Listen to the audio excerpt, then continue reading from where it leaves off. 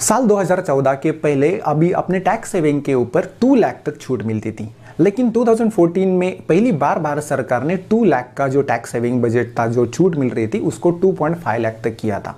लेकिन फ्रॉम 2014 से लेकर अब तक जो 2023 चल रहा है, तब तक कोई भी उसमें चेंजेस नहीं किया। जो छूट 2.5 लाख तक थी वही हमारा छूट अभी भी है।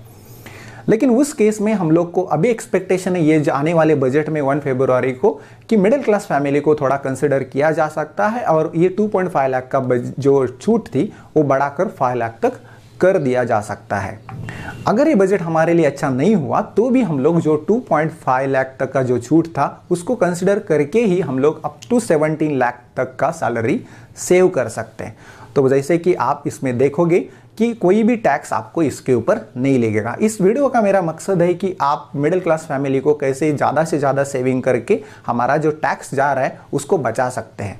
तो नमस्कार दोस्तों, अगर चैनल पे आप नए हो तो please like, share and subscribe this video. तो आइए जानते हैं हमारे इस वीडियो में ऐसे कौन से ऑप्शन है जिधर आप सेविंग कर सकते हो। जब भी आप टैक्स सेविंग की बात करते हैं तो हमारे पास 2 स्लैब होते हैं, एक होता है न्यू टैक्स और एक होता है ओल्ड टैक्स। तो ओल्ड टैक्स में किसको जाना है चाहिए और न्यू टैक्स में स्लैब में किसको जाना चाहिए। पहले तो बात करते हैं ओल्ड टैक्स, जिसके पास कोई इन्वेस्टमेंट है, जो कोई इन्वेस्टमेंट कर रहा है और जिसका थोड़ा इनकम जो ब्रैकेट है वो थोड़ा हायर है, उनको ये जो ओल्ड टैक्स स्लैब है उसका बेनिफिट लेना चाहिए। लेकिन अगर जिसका इनकम ब्रैकेट थोड़ा कम है, जिसका सैलरी कम है और उसका इन्वेस्टमेंट कुछ भी नहीं है, तो फिर ये हमारा न्यू टैक्स स्लैब का जो है उसका बेनिफिट ले सकता है। तो न्यू टैक्स स्लैब और ओल्ड टैक्स स्लैब में जो टैक्स रेट दिखाई दिया है उसमें कितना डिफरेंस है। जैसे कि आप देख रहे इधर कि न्यू टैक्स स्लैब में 5% से लेकर अप टू 30% तक, ऑलमोस्ट 5% हमारा 2.5 लाख तक है। 5 लाख के अबाउ 7.5 लाख तक आप 10% दे सकते हैं टैक्स। उसके बाद अगर 7.5 to 10 लाख तक अगर दिया तो 15% तक आपको टैक्स देना पड़ेगा। अगर आपका सैलरी 10 लाख अबाव है और 12,50,000 तक है तो आपको टैक्स आपको कितना 20% तक देना पड़ेगा। आपका सैलरी 12.5 से लेकर 15 लाख तक है तो आपको 25% तक टैक्स देना होगा। लेकिन अगर सैलरी 15 लाख के अबाव है तो सारे जन को कितना टैक्स लगेगा, 30% तक टैक्स लगेगा। वहीं पे अगर ओल्ड टैक्स की बात करूं तो आप देख सकते हो फ्रॉम 2.5 लाख टू 5 लाख आपका 5% टैक्स ही स्लैब रखा है। लेकिन अगर आप 5 लाख टू 7.5 लाख अगर देखोगे तो 20% है। मतलब 5 लाख से 10 लाख तक अगर आप देखोगे तो सेम टैक्स है जो 20% का है। तो जो भी 10 लाख के ऊपर जो सैलरी है उसके ऊपर डायरेक्टली 30% टैक्स रेट हम लोग को इधर दिखाई दे रहा है। तो वैसे देखा गया तो न्यू जो टैक्स स्लैब है उसमें रेट ऑफ जो टैक्स रेट है वो थोड़ा कम दिखाई दे रहा है ओल्ड टैक्स के कंपैरिजन में। लेकिन जैसे कि बोला मैंने कि आपको कौन सा सिलेक्ट करना है वो आपके ऊपर डिपेंड है। जिसका इन्वेस्टमेंट है वो आप इधर ओल्ड टैक्स स्लैब में आ सकते हैं और इसका income bracket almost 17 lakh 20 lakh तक है तो इस हमारे ओल्ड टैक्स स्लैब का फायदा उठा सकते हैं। मान लेते हैं कि मेरा सैलरी अगर 17 लाख है तो मैं इसमें कैसे ऑप्शन है जिसमें से मैं सेविंग करके मेरा टैक्स 0 कर सकता हूं। तो आइए देखते हैं हमारे स्क्रीन के ऊपर।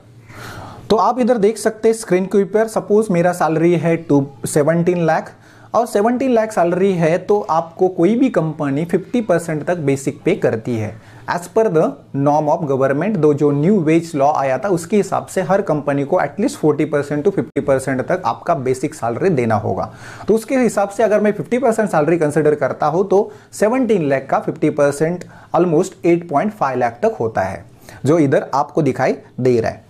लेकिन अगर मैं एग्जम्पशन की बात करूं तो 12% जो है एग्जम्पशन वो हम लोग को ईपीएफ के तौर पे दिया जाता है। जो ईपीएफ है उसका 12% अगर मैं कंसिडर किया तो हमारा 12% ऑफ बेसिक है इधर। तो बेसिक का हमारा 8.5 लाख है। तो बेसिक अगर मैं 8.5 लाख का कंसिडर करूं तो उसका 12% 1,02,000 तक आ जाता है। तो हर एक कोई कंपनी ईपीएफ अपना जो सैलरी है उसमें से कट कर दी है। तो अगर देखा गया तो 12% ऑफ बेसिक सैलरी के हिसाब से कोई भी कंपनी आपका ईपीएफ जो डिडक्ट करती है उसके ऊपर आपको एग्जम्पशन ऑलरेडी दिया जाता है। तो इधर आप देखोगे तो 12% उसका हो जाता है 1,02,000। तो हमारा जो 17 लाख सैलरी था उसका अभी ग्रॉस सैलरी कितना हुआ 15,98,000। तो 15,98,000 के ऊपर अभी आपको इसके ऊपर सेविंग करना कैसा है ये आपको इस वीडियो में बताया दिया जाएगा। तो एग्जाम्शन अंडर सेक्शन 10 में पहला जो एग्जाम्शन है वो एचआरए का है, सो हाउसिंग रेट अलाउंस। तो उसमें आप देखा गया तो 25% तक आप सीटीसी का इधर बेनिफिट उठा सकते हैं। लेकिन एचआरए में इसमें इंक्लूड क्या है, अगर आप कोई रेंट में रह रहे हैं तो रेंट का भी आप इधर एचआरए में डाल सकते हैं, या फिर आपने कोई होम लोन लिया है तो होम लोन का आपको जो इंटरेस्ट देना है वो भी आप इसमें कंसिडर कर सकते हो। तो इसमें एचआरए में हमारा 4,25,000 तक का हमारा एग्जाम्शन आ जाएगा। लेकिन अगर कोई मैरिड पर्सन है और उसके 2 बच्चे हैं या वन चाइल्ड है तो उसके ऊपर आप एजुकेशनल अलाउंस भी ले सकते हैं। तो एजुकेशनल अलाउंस का हम लोग को इधर जो बेनिफिट मिल सकता है वो 2,400 तक मिलता है।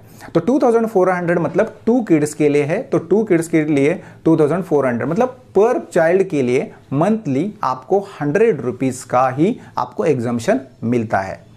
तो वैसा गया तो चिल्ड्रन हॉस्टल अलाउंस जो है, हॉस्टल अलाउंस को भी सेम ही होता है कि अगर आपका 2 किड्स है तो आप 7,200 तक का आप एग्जाम्शन ले सकते हैं। तो जो चिल्ड्रन हॉस्टल अलाउंस है उसमें आप अगर 2 किड्स है ऑलमोस्ट 7,200 का अलाउंस ले सकते हैं। सो इसका मतलब आपको 300 तक पर मंथ तक का आप इसमें सेविंग कर सकते हैं। लेकिन जिसके चाइल्ड नहीं है तो इसको आप इग्नोर भी कर सकते हैं, तो भी आपका जो सैलरी है उसका आप देखोगे तो टैक्स हमारा 0 ही होने वाला है। तो ये सिर्फ मैंने एग्जाम्शन के लिए आपको इधर बता दिया है कि ये भी आप एग्जाम्शन आपके इसमें से ले सकते हैं। नेक्स्ट है हमारा new leave and travelling allowance. तो लीव एंड ट्रैवलिंग अलाउंस में क्या होता है कि इसका कंडीशन है कि ट्वाइस इन 4 ईयर्स। तो आप अगर कोई 4 ईयर्स में अगर आप कोई किधर बाहर गए हैं और आपका एक्सपेंसेस ज़्यादा हो गया है तो वो इधर आप ऐड कर सकते हो। तो जैसे देखा गया तो ऑलमोस्ट आप इधर 50,000 तक का इधर आप बेनिफिट ले सकते हो 4 ईयर्स में। इधर अगर आप देखोगे तो इतना सब समझने के बाद अगर नेट सैलरी जो बचता है मेरा, तो नेट सैलरी ऑलमोस्ट 11,13,400 तक हमारा बच जाएगा।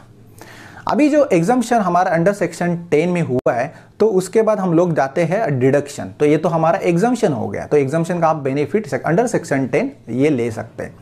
लेकिन अगर मैं डिडक्शन की बात करूं तो अभी मैं सेविंग की बात करूंगा। तो सेविंग में पहला आता है स्टैंडर्ड डिडक्शन, जो गवर्नमेंट ने ऑलरेडी सबको दिया है जो 50,000 तक का।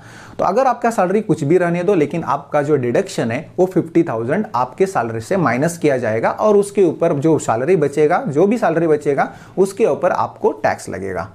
तो अभी इधर देखा गया तो स्टैंडर्ड डिडक्शन हम लोग 50,000 इधर डायरेक्टली माइनस कर सकते हैं। तो वैसे देखा गया तो अभी नेक्स्ट पॉइंट है हमारा जिधर सेक्शन 24।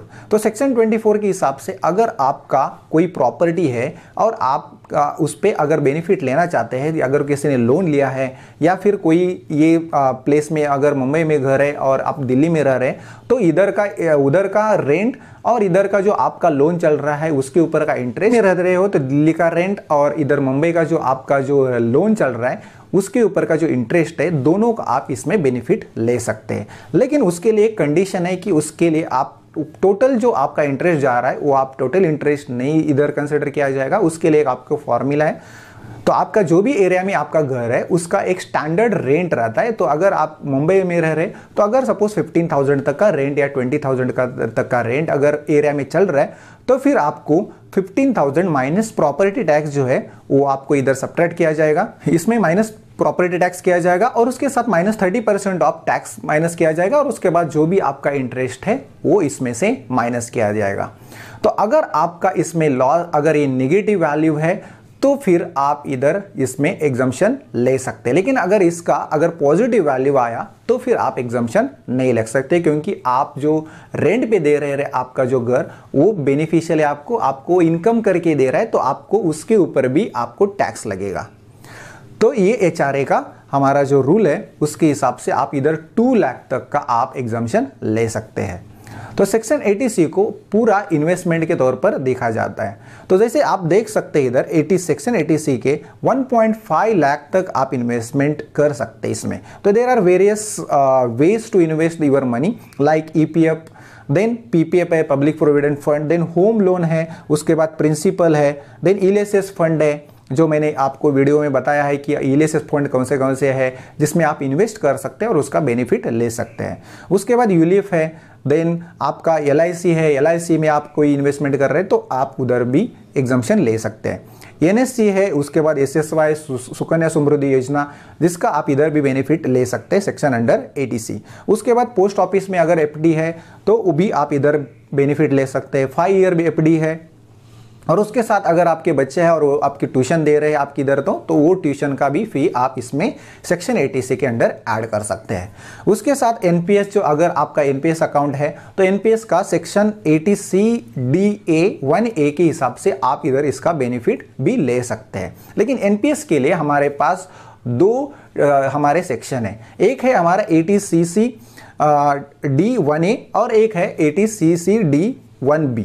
तो अकॉर्डिंग टू एनपीएस 80CC(D)(1)(a) के 1.5 लाख तक का आप बेनिफिट ले सकते हैं। लेकिन अगर आपको एनपीएस में इन्वेस्टमेंट करना है तो आपको 80CC(D)(1)(b) का बेनिफिट लेना जरूरी है, क्योंकि ये जो है वो एडिशनल 50,000 आपके जो इनकम है उसमें से सब्ट्रैक्शन डायरेक्टली करता है।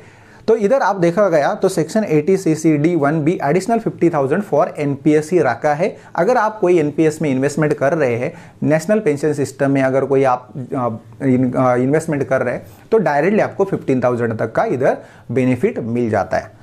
तो अगर मैं एनपीएस जो नेक्स्ट है, NPS employer contribution up to 10,000 of salary. जैसे कि कंपनी भी कभी कभी आपको एनपीएस के फैसिलिटी देती है, तो एनपीएस आप इधर सभी जगह पे बेनिफिट ले सकते हैं। तो एनपीएस एम्प्लॉयर अगर कोई कंट्रीब्यूशन कर रहा है अप टू 10%, तो बहुत सारी कंपनी जो है एनपीएस के जो है नेशनल पेंशन सिस्टम वो अभी ऑफर करती है। तो 10% के हिसाब से आपका सैलरी इधर 1,11,340 तक आप एग्जम्पशन ले सकते हो। अगर वैसा देखा गया तो सेक्शन 80D है, वो है मेडिकल इंश्योरेंस प्रीमियम। तो अगर आपका कोई मेडिकल चेकअप है या फिर कोई इधर आपका पेरेंट्स का चेकअप किया है, चाइल्ड का चेकअप किया है, तो मेडिकल का जो भी आपने प्रीमियम किया है, सपोज किधर दे रहे हैं प्रीमियम, तो भी आप इधर अप टू 25,000 तक का आप बेनिफिट ले सकते हो। उसके बाद हमारा आता है सेक्शन 80E। सेक्शन 80 के हिसाब से आप इंटरेस्ट ऑन एजुकेशनल लोन, किसी ने अगर एजुकेशनल लोन ऑलरेडी लिया है और वो लोन आप उसका ईएमआई अगर दे रहे किधर, तो उसका अप टू 50,000 तक आप इधर बेनिफिट ले सकते हैं। तो उसके बाद हमारा जो सेक्शन 80E जो है, सेक्शन 80E के हिसाब से आप additional 50,000 interest on home loan इधर ले सकते हैं। तो एडिशनल इंटरेस्ट जो है सेक्शन 80E के अंदर 50,000 तक का इधर लिमिट दिया है। तो अभी मैं नेक्स्ट की बात करूं, सेक्शन 80TTE। सेक्शन 80TTE के हिसाब से आपको एक interest on saving account up to 10,000 का जो मिलता है वो आप इधर ले सकते हैं। आपका अगर पैसा सेविंग में अकाउंट में और आपको अगर कोई बेनिफिट लेना है तो अप टू 10,000 तक का बेनिफिट आप ले सकते हैं। अभी इसमें सारा सब्ट्रैक्शन अगर इन्वेस्टमेंट कर दूं तो आपको इधर दिखाई दे रहा है 4,17,000 तक का आपको जो टैक्सेबल इनकम है वो आपको इधर दिखाई दे रहा है। लेकिन एज पर द 2014 हमारा 2.5 लाख तक तो का एग्जम्पशन है, और 2.5 लाख के ऊपर का जो भी सैलरी है, जो भी हमारा इनकम है, उसके ऊपर आपको 5% के हिसाब से टैक्स देना होता है। तो अगर मैं 5% के हिसाब से अगर टैक्स कंसिडर करूं तो ऑलमोस्ट 12,500 तक जो भी हमारा जो 2.5 लाख से 5 लाख तक का जो ब्रैकेट है उसमें 5% तो होता है 12,500। इसका जो सेक्शन 87 है उसके हिसाब से आप उसका बेनिफिट ले सकते हैं। वो हम लोग को टैक्स फ्री रिटर्न मिलता है या फिर उसके ऊपर रिबीट मिलता है। तो वैसे देखा गया तो आप इधर 17 लाख सैलरी है तो आप इधर कोई भी टैक्स इधर नहीं दे रहे, तो जीरो टैक्स है। लेकिन आप इधर बोल सकते हो कि इधर मेरे इतने इन्वेस्टमेंट तो नहीं कर सकता, मेरे चाइल्ड नहीं है। तो अगर मैं सपोज मेरे जो चाइल्ड नहीं है, सपोज मैं अगर अनमैरिड हूं, तो इसको मैं इधर से निकाल देता हूं। तो अगर मैंने इसको निकाल दिया तो भी आप इधर देख सकते हैं 4,25,000 तक का ही टैक्सेबल इनकम है। तो हमारा जो टैक्सेबल इनकम जब तक 5 लाख के अंडर है तो आपको टैक्स रिबेट मिलता है। तो ऐसा देखा गया तो ये सारे बेनिफिट लेके आपका टैक्सेबल इनकम जीरो कर सकते हैं। तो आने वाले बजट में अगर ये 2.5 लाख का 5 लाख तक अगर ये एक्सटेंशन हो जाता है, ये जो छूट होती है वो 5 लाख तक अगर करता है ये, अब मिडिल क्लास फैमिली को ये अच्छा रहेगा। तो जो हमारा जो इन्वेस्टमेंट है वो हम लोग थोड़ा वैरी कर सकते हैं डिपेंड ऑन द हमारे बजट के हिसाब से। I hope you like this video. अगर आपको वीडियो अच्छा लगा तो please do like, share and subscribe this video. See you in the next video. Thank you very much.